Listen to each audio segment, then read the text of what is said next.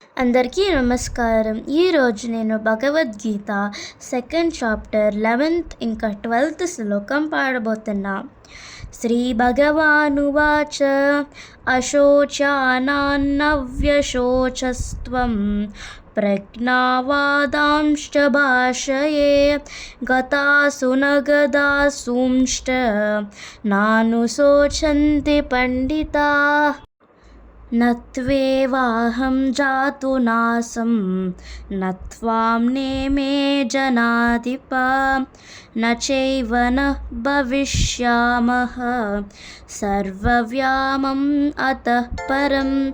దీనికి మీనింగ్ ఏంటంటే, ఓ అర్జున, దుఃఖించని వాళ్ళ గురించి దుఃఖిస్తున్నావు, పైగా మహాపండితుల్లాగా మాట్లాడుతున్నావు.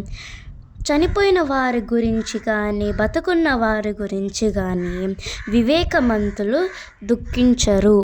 నువ్వు నేను వీళ్ళందరూ ఉంటారు గతంలోనూ ఇంకా భవిష్యత్తులోనూ అని కృష్ణుడు అర్జునుడితో చెప్పారు. హరే కృష్ణ కృష్ణ కృష్ణ హరే హరే, హరే రామ రామ రామ హరే హరే. Thank you.